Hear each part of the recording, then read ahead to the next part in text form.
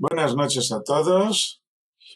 Aquí estamos de nuevo, a una semana del año nuevo, preparados para esta clase de hoy.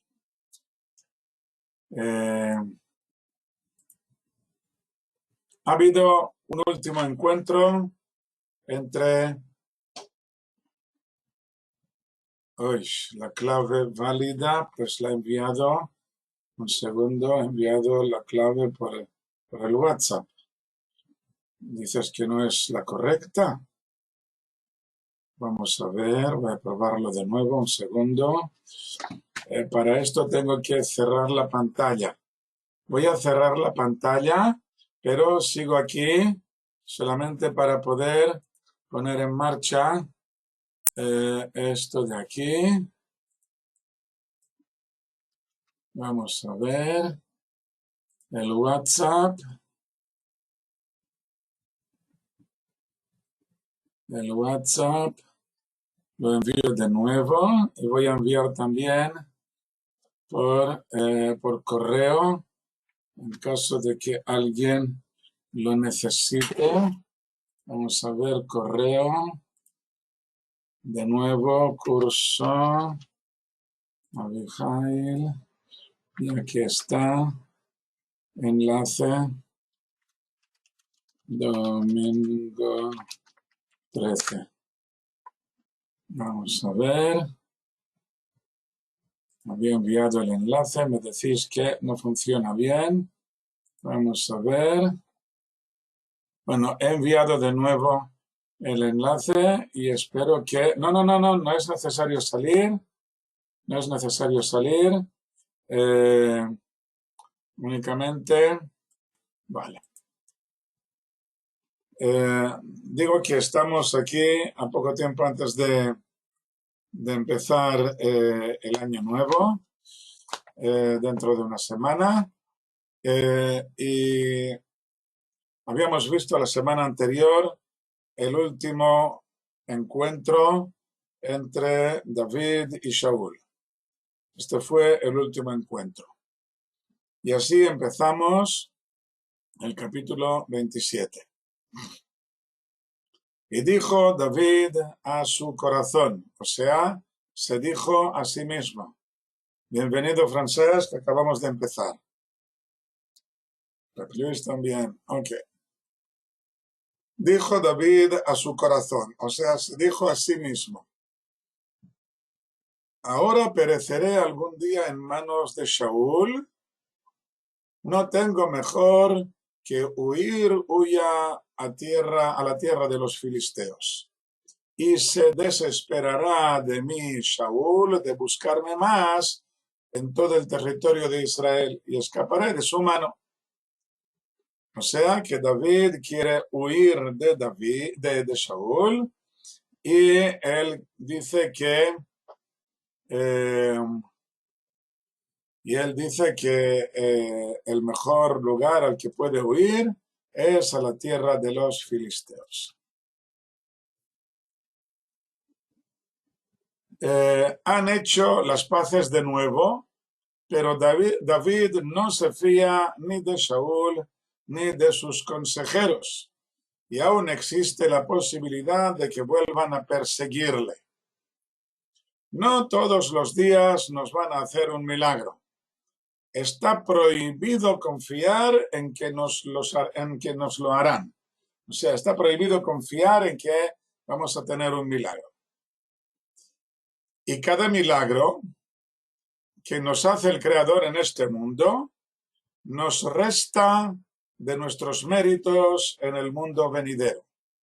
Cada milagro que nosotros recibimos en este mundo no es gratuito.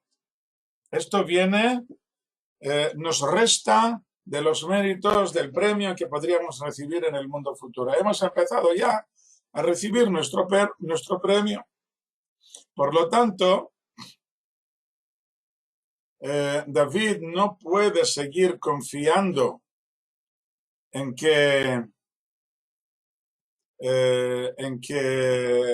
estos milagros, y por lo tanto tiene que dar decide dar un paso extremadamente peligroso. Se pasa al enemigo y lo hace en una época muy crítica, como veremos en el capítulo siguiente. Esto es traición, ¿verdad? Shalom, Franceschi. ¿Cómo puede excusarse un paso así? Como dice Miquel, extraña decisión. Tenemos una excusa muy débil. David se ve acosado por Saúl y no tiene más remedio que esconderse en territorio de los filisteos. Ya vimos anteriormente que había probado de huir a tierra de los moabitas, pero el profeta Gad le ordenó, en el capítulo 22, le ordenó que regresara, puesto que debía estar cerca del centro de los acontecimientos. Luego se había escondido en el desierto y también aquí no quedó en paz, puesto que los habitantes de la zona delatan su ubicación al rey. Sí, a nosotros también nos restan los milagros, lo que nos merecemos en el mundo futuro. Sí, a nosotros también.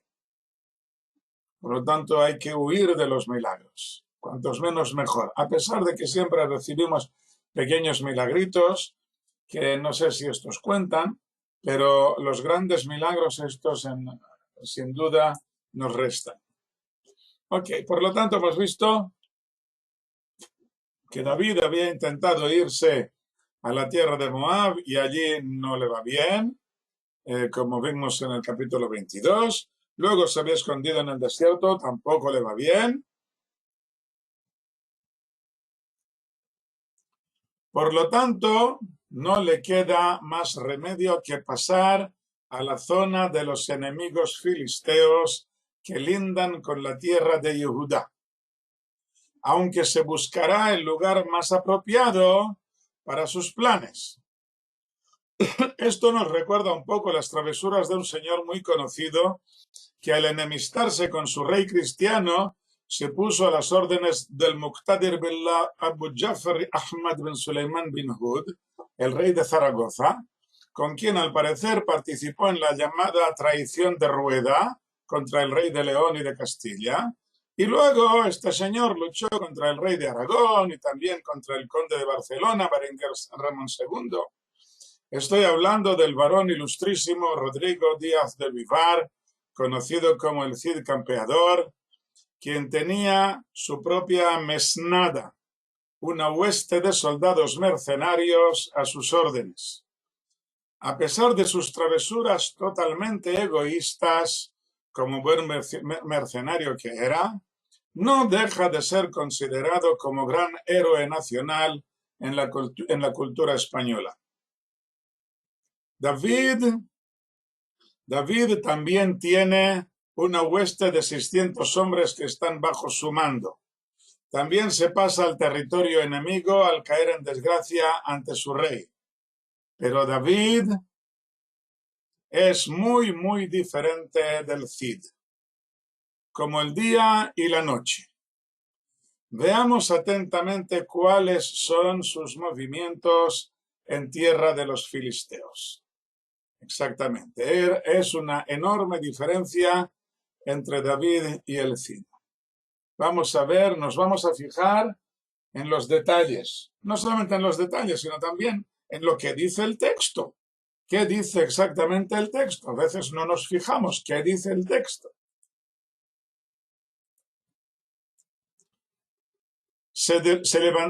Versículo segundo. Se levantó pues David y pasó con los 600 hombres que estaban con él a Achish ben Maoch, rey de Gat. Y se asentó David con Achish en Gat, él y sus hombres, cada hombre con su casa, o sea, con su familia. David con sus dos mujeres, Ahinoam la israelita y Abigail, mujer de Nabal, la carmelita, o sea, de Carmel. Y le anunciaron a Saúl que David había huido a Gat y no añadió más a buscarlo. Dejó de buscarle más. Achish ben Maoch ya estuvo allí en otra ocasión en el capítulo 21 y casi no lo cuenta. En aquella ocasión iba solo y llegaba sin avisar. Los filisteos le atraparon y estuvieron a punto de matarlo, por lo que se vio obligado a engañarles, haciéndose pasar por loco, hasta que pudo escapar de sus manos. En esta otra ocasión viene con su mesnada de 600 hombres, con sus mujeres e hijos, pidiendo permiso antes de llegar. Se convierte así en vasallo del rey de Gat. Ya conocemos a Achish ben Maoch, rey de Gat. Por cierto que en el libro de Reyes lo llaman Ben Maachá. Maachá es el femenino de Maoch y no es el único lugar en que aparece este nombre de Maachá. Es un nombre que aparece varias veces. Este nombre Maoch viene de la raíz Ma'ach, que significa aplastar, por lo que sería algo así como aplastador. O sea, su padre era Maoch, aplastador.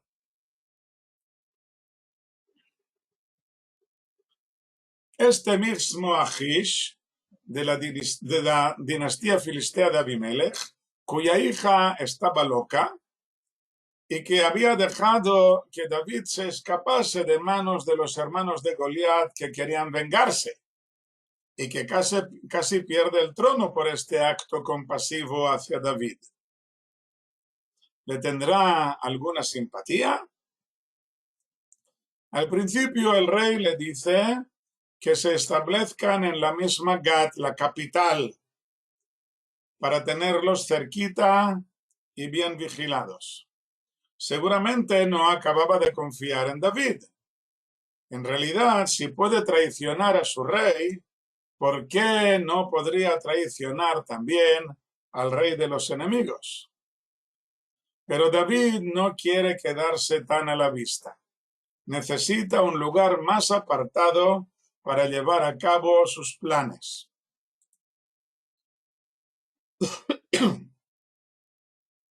Versículo 5.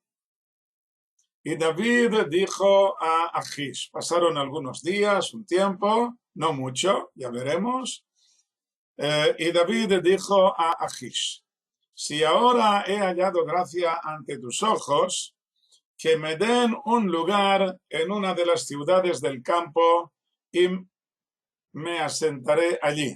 Se entrecorta la voz, tal vez por el haber cambiado la página. Vamos a ver de nuevo. Versículo 5, ¿podéis oírme bien? No se oye.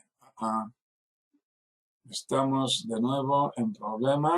Vamos a ver. ¿Podéis oírme ahora? Ahora se puede oír. Se ha ido la voz. Vaya, hombre. Ay, ay, ay. Voy a intentar. Vamos a ver qué ocurre. Vamos a ver qué ocurre. La voz, ¿podéis oírme? La voz de la webcam. Aquí me dice que estoy bien. Aquí me dice que estoy bien. No se oye. Vaya, vaya. Estoy intentando arreglar. Estoy intentando arreglarlo. Vamos a ver.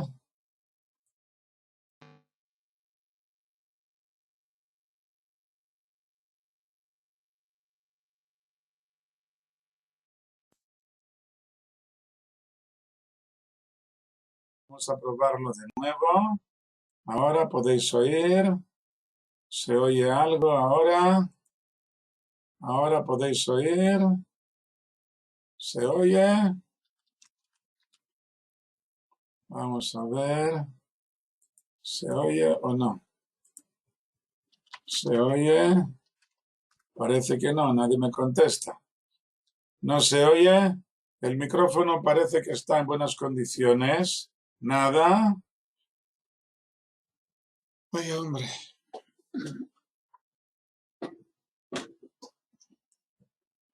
Vamos a ver de nuevo. No se oye nada. Vamos a ver. No se oye nada de nada. Uf, ¿cómo se hace esto? ¿Qué pasa? No he hecho nada. No he tocado nada y de pronto se va la voz. Y de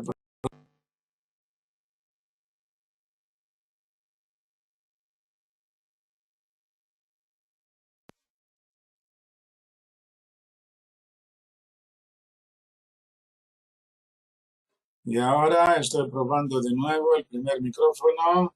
Ahora se oye nada de nada. Ahora se oye algo. Sí, bueno, ahora. Vale, bueno. Muy bien. Bueno, pues volvemos al versículo 5.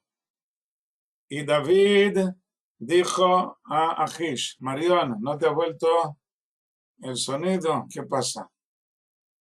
¿La conexión es floja? Ah, tal vez hay micrófonos encendidos. No, no, todos los micrófonos están cerrados. Ahora podéis oírme bien. ¿Podéis oírme bien ahora? ¿Sí o no? Ok, espero vuestra respuesta. ¿Podéis oírme bien? Sí, ok. Contesta otra cosa. ¿Podéis oírme bien? ¿Podéis oírme bien? ¿Podéis oírme? ¿Podéis oírme? ¿Qué ocurre? ¿Podéis oírme o no? No, de nuevo se ha ido el sonido. Vaya hombre, qué rollo. Vamos a ver ahora. Ahora podéis oírme.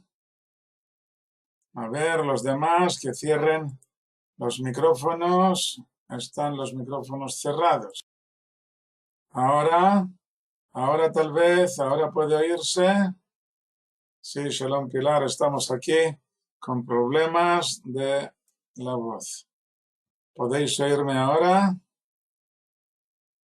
¿Ahora se oye? ¿No se oye? ¿No? ¿No se oye? Ay, ay, ay. Vaya, no sé qué hacer. Vamos a probar de nuevo los engranajes estos. Vamos a probar de nuevo. Ahora se puede oír. Ahora se puede oír. Ahora se oye. Ahora puede oírse. Ahora, ¿qué ocurre? ¿Qué ocurre? No sé qué ocurre. No sé cómo explicarlo esto. No sé cómo arreglarlo. Ahora, ahora vamos a ver. Ahora.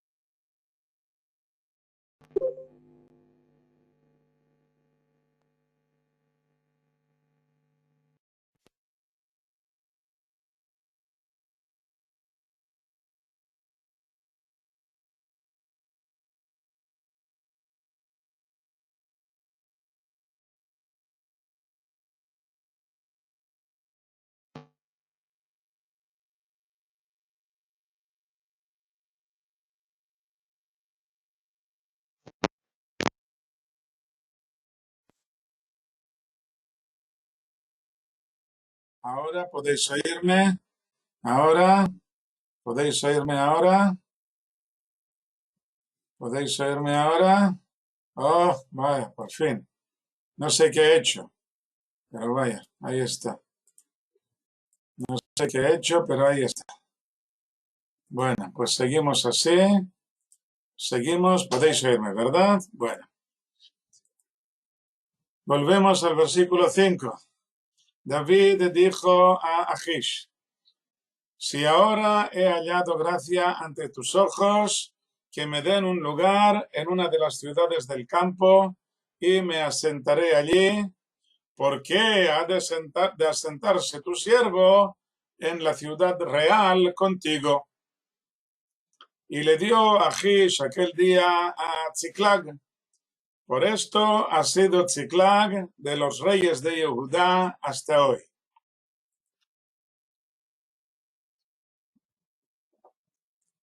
Tziklag parece ser que estaba ubicada a unos 25 kilómetros de Gat, entre Azá y Beersheba. Aquí podéis ver la parte de abajo del mapa, si veis mi puntador, en la parte de abajo, aquí está Tziklag, a unos 25 kilómetros de Gat, entre Beersheba y Asa. Hace medio siglo se suponía que esta ciudad estaba no a unos 20, sino a unos 10 kilómetros, más al este, algo como una cosa así, en las laderas sudoccidentales de los montes de Hebrón. Hasta tal punto, hace medio siglo, estaban seguros de esto que quisieron cambiar el nombre del kibutz Lahav por el nombre de Tziklag, pero esta posibilidad quedó descartada por los arqueólogos y devolvieron el nombre de Lahav al kibutz. El nombre de Tziklag es muy extraño. No es hebreo ni cananeo, sino filisteo, uno de los poquísimos ejemplos que tenemos.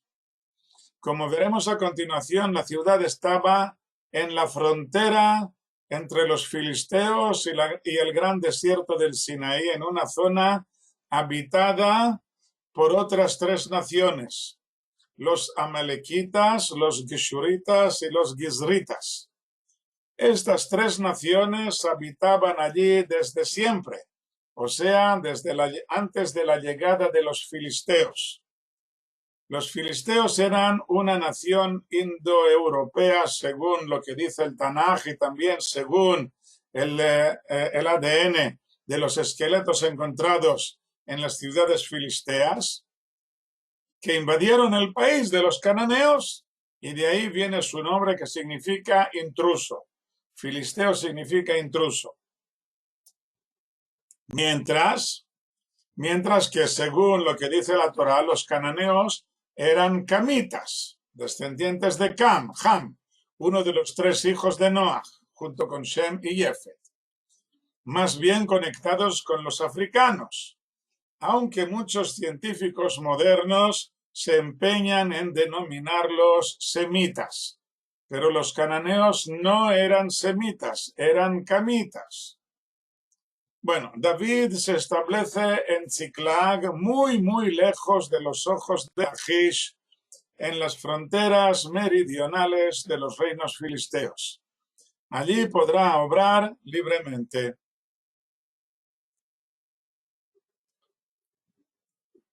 El versículo acaba diciendo que ha sido Tziklag de los reyes de Yehudá hasta hoy. En el libro de Yehoshua, sí, exactamente, los filisteos eran griegos, por lo visto, o jónicos o algo así. Venían de Creta. En el libro de Yoshua aparece como parte de la heredad de Yehudá, aunque más adelante dice que fue cedida a la tribu de Shimón. Todo esto en teoría, ya que siguió en manos de los filisteos hasta los tiempos de David. Los camitas y los semitas son de la misma época, eran hermanos, pero en la tierra de Israel, primero llegaron los camitas, como dice el libro del Génesis, en el capítulo 12, que primero llegaron los camitas y luego llegó Abraham. Muy bien. Versículo 7. Y fue el número de los días que se asentó David en el territorio de los filisteos, días y 4 meses. Una expresión muy rara. ¿Qué significa esto de días y 4 meses?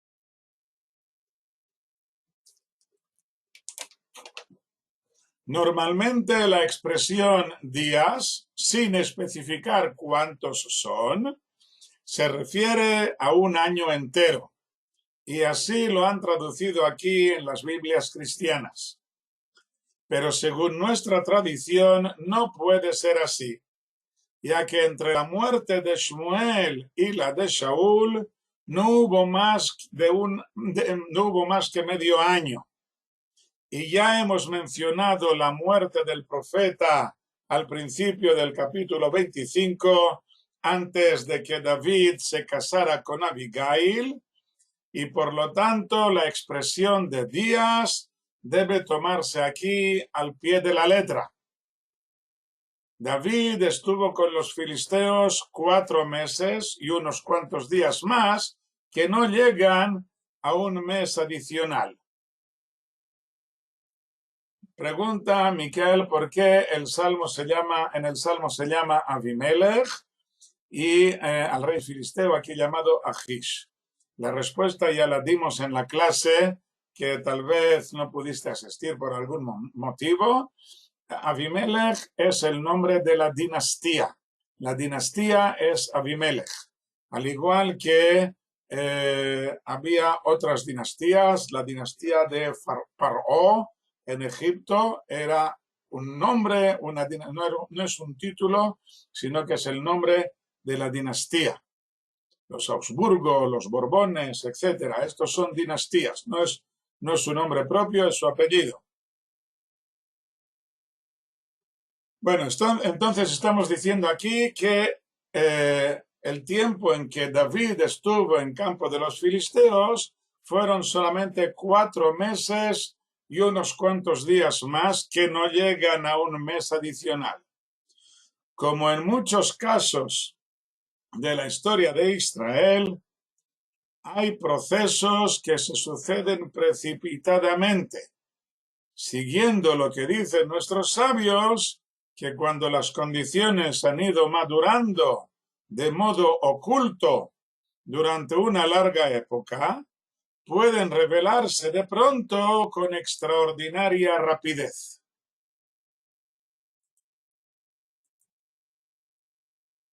Versículo 8. Y subía David y sus hombres, y se extendían hacia los Geshuritas, los Gizritas y los Amalequitas, porque ellas, estas familias, habitaban la tierra desde siempre, llegando a Shur, hasta la tierra de Egipto.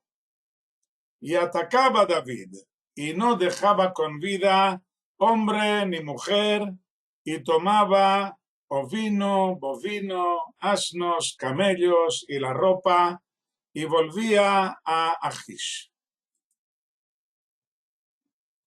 Durante estos, vamos a leer un poco más antes, unos versículos más. 1.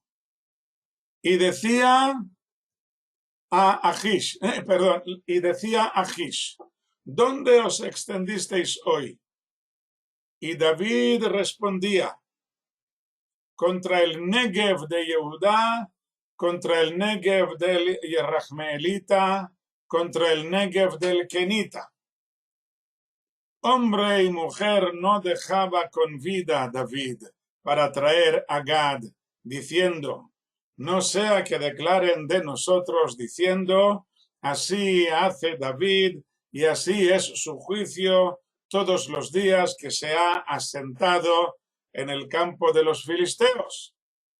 Y confiaba Achish en David diciendo: apestó con su pueblo Israel y será mi siervo para siempre. Veamos ahora estos versículos. Atacaba David la tierra. Durante estos 4 meses estuvo David muy ocupado. Hemos explicado que estaba en Ziklag, ciudad ubicada en el extremo sur del territorio filisteo, lindando con 3 familias que habitaban el desierto del Sinaí.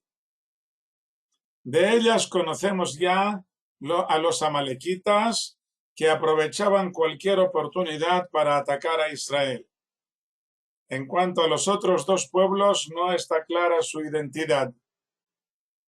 En el libro de Yoshua se menciona 3 veces a Geshur, siendo 3 de ellas claramente una nación. Perdón, se menciona 4 veces. Aquí me he equivocado. 4 veces. Se menciona 4 veces a Geshur, siendo 3 de ellas claramente una nación que habitaban en la meseta del Golán, mientras que la 4ª se menciona junto con los filisteos, por lo que podría ser otra familia de los Geshuritas que habitaba en el Negev, la misma mencionada en nuestro versículo. En cuanto a los Gizritas, tampoco está clara su identidad, puesto que la ciudad de Gezer estaba mucho más al norte, cerca de la actual autopista que une la ciudad de Jerusalén con Tel Aviv, mientras que aquí estamos hablando de la zona de Beersheba, a más de 60 kilómetros o incluso más hacia el sur. A no ser que debamos reconsiderar la corrección de Kri y Ktiv, o sea, que se escribe de un modo y se lee de otro, como hay aquí en este texto nuestro, que indica un anagrama, ya que el nombre escrito es Girzi, pero debe leerse Gizri. Podría tratarse de un pueblo Girzita, del que no tenemos ninguna otra referencia, que habitaba en el desierto del Sinaí, a no ser que lo conectemos, que estuviera relacionado de algún modo con el famoso monte Grizim, monte de los Girzitas o Grizitas, aunque este también está situado mucho más al norte. Podéis ver aquí en el cuadro aquí a la derecha. En primer lugar está Gizri, que es como leemos el nombre de este pueblo. Debajo de él está Girzi, que es el modo en que está escrito en el texto bíblico. Y debajo de él está el monte Grizim, que es la tercera referencia que os presento. Ok, de todos modos, no sabemos quién es exactamente este pueblo, los Gizritas, al igual que los Gishuritas, no sabemos exactamente de quién se trata. Lo que sí sabemos es que están relacionados directamente con los amalequitas y seguramente tenían allí las aventuras junto con los amalequitas. De todos modos, nos quedamos con lo que dice nuestro texto. David ataca a estos 3 pueblos sistemáticamente y los saquea sin dejar a nadie vivo. Están en la península del Sinaí, seguramente en su parte norte, pero lejos de la costa. Seguramente se tratan de grupos muy pequeños, nómadas, de unas 20 o 30 familias como mucho, tal vez incluso menos, pero es muy difícil de saber. Y parece ser que estas familias tenían mucho ganado, muchas pertenencias, y todo esto se lo quedaba David. o de momento se lo quedaba David, como veremos a continuación, que lo utilizaba para algo. Así pues, le traía todo ovino, bovino y asnos y camellos, etcétera, y todo esto volvía y venía a Achish. Y decía a Achish: ¿dónde os extendisteis hoy? ¿Dónde habéis atacado? Y David respondía: este es el caso. David ataca a los amalequitas y los otros dos pueblos, pero al regresar de sus incursiones, le miente al rey de Gat y le dice que ha estado atacando a sus propios compatriotas, los judíos de la tribu de Yehudá, que lindan igualmente con la zona que está, en que está la ciudad de Tziklag, pero un poco más al oriente. Veremos a continuación, en los últimos versículos del capítulo 30, que David y sus hombres visitaban efectivamente las tierras del suroeste de Judá, pero con una meta completamente diferente. Aquí vemos el mapa, aquí está la tierra de Judá, aquí está el norte del Sinaí, Amalequí, Gisurí, Gizrí. Las fronteras aquí presentadas no son más que suposiciones, puesto que eran muy flexibles y variaban constantemente. Dice Francesc, no habitando estos pueblos la tierra prometida, el comportamiento de David es criminal, un vulgar saqueador. No estoy de acuerdo, porque estos tres pueblos, como ya he mencionado anteriormente, atacaban al pueblo de Israel. No desechaban ni una sola oportunidad de atacarles, y por lo tanto, cuando David les ataca en respuesta, pues esto no es un crimen, esto es devolverle lo que se merece.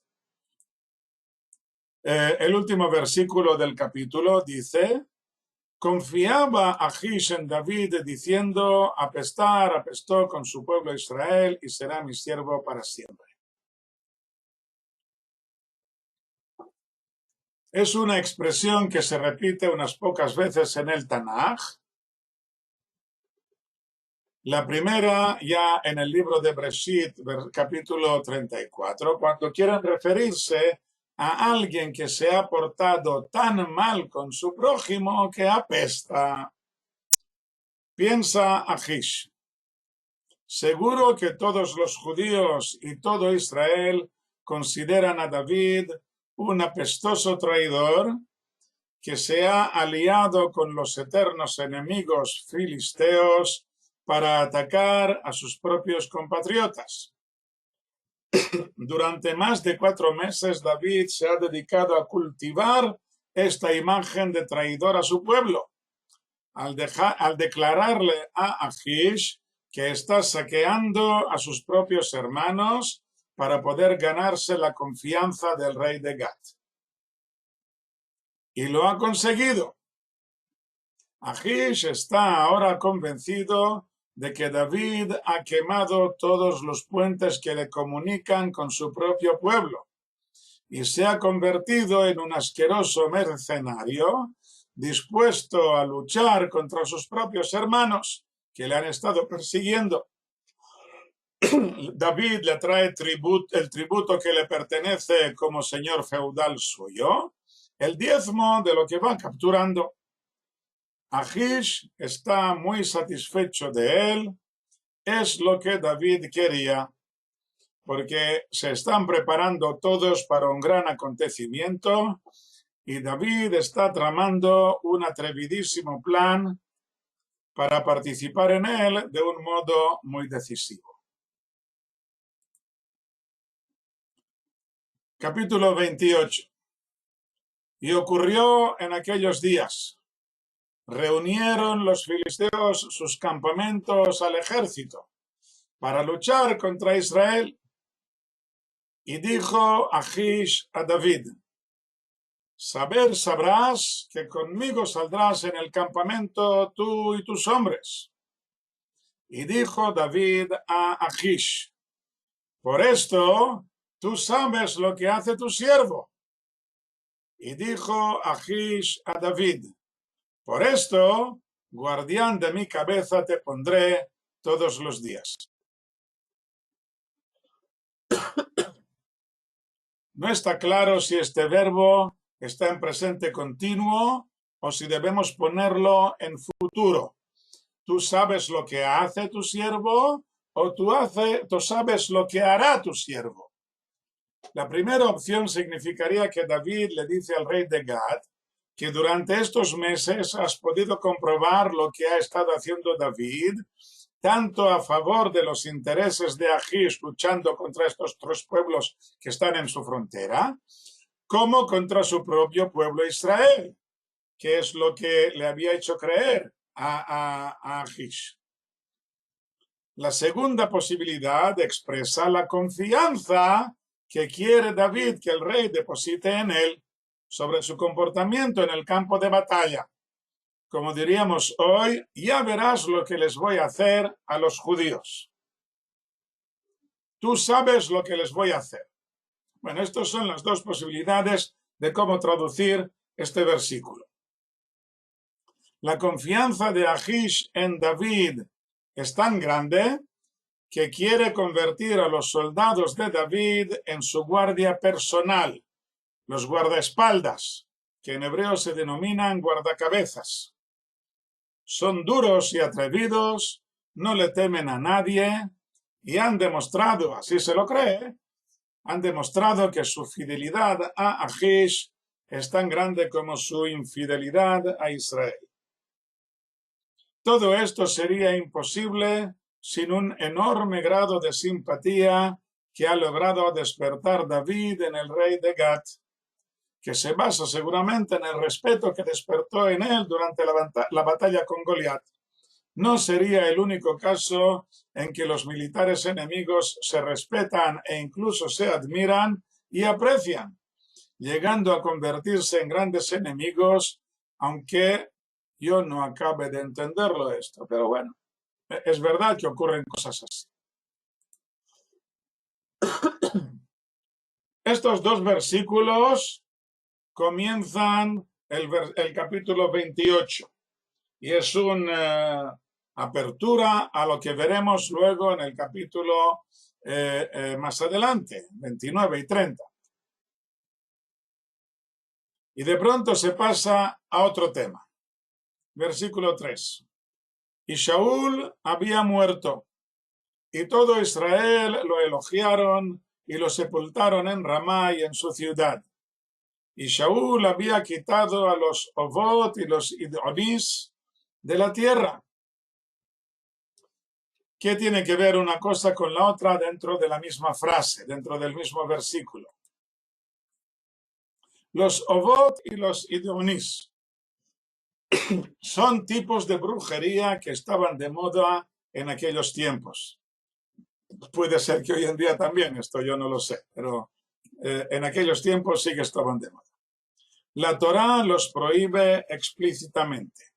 En el libro de Devarim, Deuteronomio, capítulo 18. Cuando entres en la tierra que el Señor tu Dios te da, no aprenderás a hacer las cosas abominables de estas naciones. No sea hallado en ti nadie que haga pasar a su hijo o a su hija por el fuego, ni quien practique adivinación ni hechicería, o sea, agorero o hechicero o encantador, o quien pregunte al Ov o Yidroní, ni quien consulte a los muertos, pues porque cualquiera que hace estas cosas es abominable al Señor. Y por causa de estas abominaciones, el Señor tu Dios expulsa a estas naciones de delante de ti, serás intachable delante del Señor tu Dios. Porque estas naciones que tú desalojas a los hechiceros y a los adivinos escuchan. Y a ti no así te ha dado el Señor tu Dios.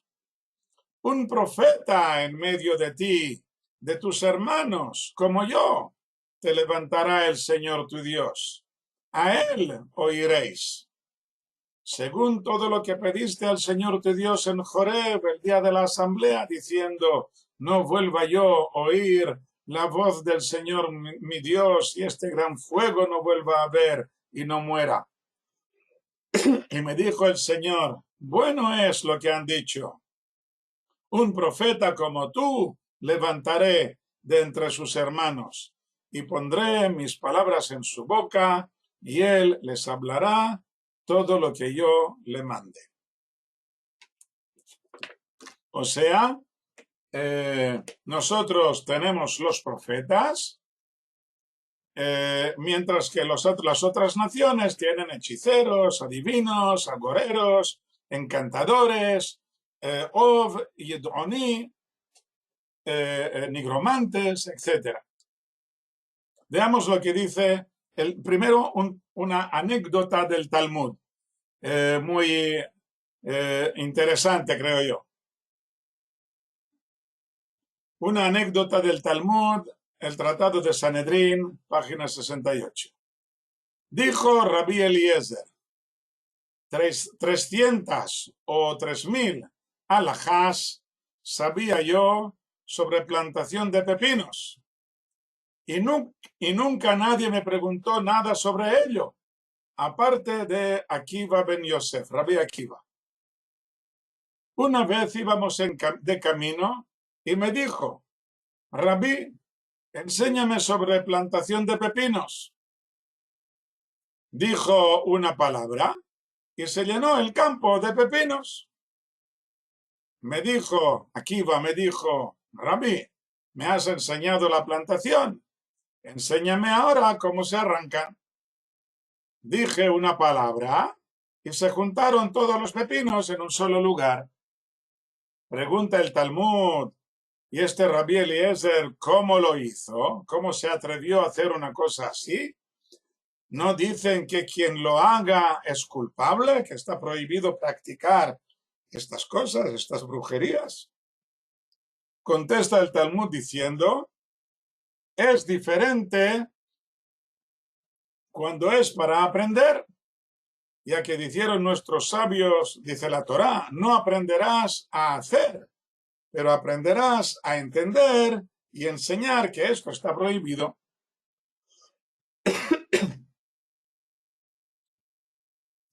En cuanto a los diferentes tipos de magos que aparecen en la Torá, tenemos estas descripciones paralelas en el mismo lugar del Talmud, a pesar de que haya pequeñas diferencias, pero podemos sacar un coeficiente común. El Ov es el ventrílocuo que habla desde su axila. El Yidoni habla por su boca, que pone un hueso en su boca y habla por sí mismo, el hueso habla solo. El Ov es quien hace aparecer al muerto por medio de su pene, y no lo hace aparecer derecho sino invertido, y no aparece en Shabbat. Y si hace la pregunta por medio de un cráneo, entonces el muerto aparece derecho y aparece o contesta, puede contestar incluso en Shabbat. El que pregunta a los muertos es el nigromante, que ayuna y duerme en el cementerio para recibir espíritus impuros. El hechicero es quien toma una rama en su mano y dice, iré o no iré, como dice el profeta Hosea, mi pueblo pregunta por su madero, su bastón le declarará. Entre nuestros sabios hay una dura controversia sobre el tema. Maimónides dice que no se lo creen más que los idiotas y los imbéciles. Esto de que haya brujas y hechiceros y cosas así es cosa de idiotas y de imbéciles. Esto lo dicen las leyes de Avodah Zará, de idolatría. Pero Nachmanides le achaca que no podemos anular lo que ven en nuestros ojos y que nuestros maestros nos han enseñado. Parece como si Nachmanides estuviera hablando aquí como testigo visual de lo que ocurría en Girona o en Barcelona en su tiempo, de que él había visto cosas así, brujerías o cosas así, y que nuestros maestros nos han enseñado. Nuestros maestros en el Talmud nos dicen que sí que existen estas cosas. El Gaón de Vilna, hace unos 300 años, explica la postura de Maimónides diciendo que Maimónides iba atraído por la maldita filosofía y por ello escribió que la brujería y los conjuros, los amuletos y los espíritus son todos falsos. Pero todo el mundo se lo reprocha, ya que aparecen en muchas anécdotas en el Talmud y también hay amuletos y conjuros sin fin. Y la filosofía le hizo interpretar todo de un modo alegórico y negar que fueran verdad. Bueno, esta polémica nos permite que cada uno tome su propio punto de vista sobre el tema y deja abierta la polémica y no la vamos a seguir aquí. Cada uno que piense lo que quiera. Ya veis que tenéis en quién apoyaros, si es verdad o si no es verdad, cada uno que tome lo que él quiera. Y Shaul había barrido a los Ovot y a los Ideonim de la tierra, los había exterminado. Versículo 4. Y se reunieron los filisteos y fueron y acamparon en Shunem. Y Shaul reunió a todo Israel y acamparon en el Gilboa.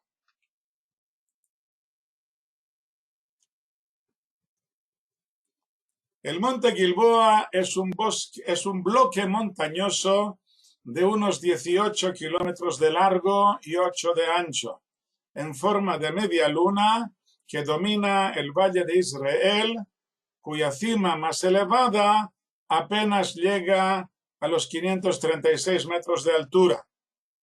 A sus pies, el valle de Israel desciende paulatinamente desde los 30 metros de altura junto a la ciudad de Shunem y hasta los menos 290 al llegar al río Yardén. Veamos aquí en el mapa, aquí tenéis este salchichón, aquí esta media luna. Esto es el monte Gilboa. Esto de aquí es el monte Gilboa con bosque aquí en esta zona de aquí, con mucho bosque, y aquí un poco más pelado. Aquí en medio está el valle de Israel, parte del valle de Israel, y el valle de Bet Shean, aquí abajo. Y aquí arriba, a la izquierda, arriba, está la ciudad de Shunem, si podéis verla, junto a un montículo llamado Givat Amoré. Al otro lado, al lado norte del valle, no tiene nada que ver el monte Gilboa con los cuernos de Gitim. Los cuernos de Gitim están unos 20 kilómetros más al norte. Al lado norte del valle, frente al Gilboa, está la ciudad de Shunem, que hoy en día es un pequeño pueblo árabe a las afueras de la ciudad de Afula. Shunem está a las faldas de la montaña llamada Givat Amoré, de unos 500 metros de alto. Aquí podéis ver en esta fotografía de Google, aquí podéis ver abajo de todo está el pueblo de Shunem, mirando hacia el sur o hacia el sureste. Aquí está Shunem y aquí está el monte Gilboa. Es exactamente el mismo paisaje que ya vimos en el libro de Shoftim cuando describimos la batalla de Gideón contra los midianitas y muy cerca del lugar en que tuvo lugar la batalla de Deborah contra Sisra y los cananeos. la montaña del Gilboa cae en pendiente muy fuerte en dirección al valle frente a Shunem. Y este fue al parecer el lugar de la batalla que vamos a ver a continuación. Aquí podéis ver las faldas del Gilboa que caen casi en picado sobre el valle de Israel. Muy bien. Versículo 5. Al ver Shaul el campamento de los filisteos, tuvo miedo y su corazón se turbó en gran manera. Y Shaul consultó al Señor, pero el Señor no le respondió ni por los sueños, ni por los Urim, ni por los profetas.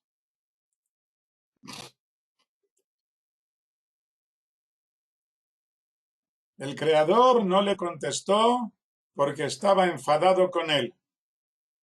No tan solo por cómo se había comportado con David, sino sobre todo por las gravísimas consecuencias de este comportamiento.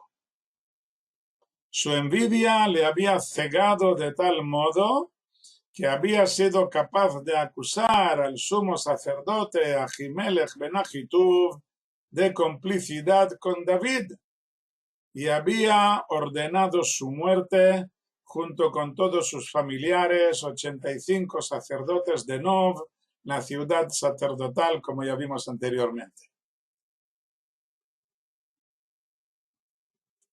Cierto que nadie muere sin veredicto divino, y el Creador tenía sus motivos para que Ahimelech muriera, ya que con ello se cumplía la profecía que Elcaná y Shmuel habían hecho a Elí por el mal comportamiento de sus hijos. Y debemos entender que el comportamiento no había mejorado en absoluto después de la muerte de Elí y sus dos hijos, Jofni y Pinjas, que si no fuera así, de ningún modo podrían cargar con el castigo del pecado de sus padres. Cuando el Creador decretó el castigo, vienen días y cortaré tu brazo y el brazo de la casa de tu padre de haber anciano en tu casa, y contemplarás con bleza de morada en todo lo que él haga bien a Israel, y no habrá anciano en tu casa todos los días, y hombre no cortaré de mi altar para que tus ojos se consuman y hacer sufrir tu alma, y toda la muchedumbre de tu casa morirán varones. Esta es la profecía contra Elí y sus hijos, como vimos en el segundo capítulo de este libro. Cuando el Creador decretó este castigo, era solo en caso de que los descendientes continuaran con su mal comportamiento, porque los hijos no deben pagar por los pecados de los padres si ellos van por buen camino. Aún así, cuando Shaul los condenó a muerte a los sacerdotes de Nov, no lo hizo para cumplir aquella terrible profecía, sino que lo hizo cegado por su propia iniquidad. Y ahora llega el momento de que él lo pague. El Creador no le permite recibir la necesaria ayuda sobrenatural ante la terrible batalla que se está preparando. Así pues, vemos que Dios no le respondió. Aquí me falta algo. Ni por los Urim. Un segundo, voy a probar. Me falta algo aquí. Me falta algo. Ni por los Urim. Creo que es esto de aquí.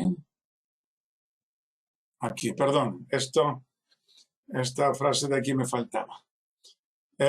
No le contestó ni tampoco por los Urim. No, perdón, esto viene a continuación. Perdón, no está aquí, fuera del lugar.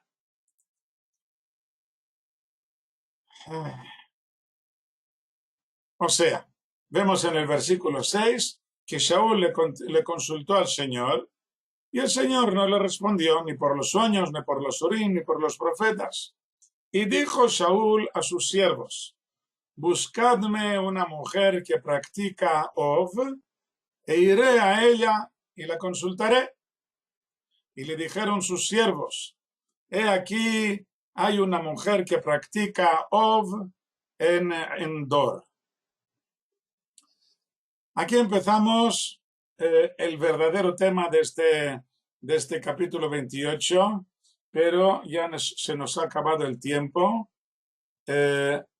por culpa de estos problemas informáticos que tuvimos al principio de la clase, y no tengo más remedio que cortar aquí la clase.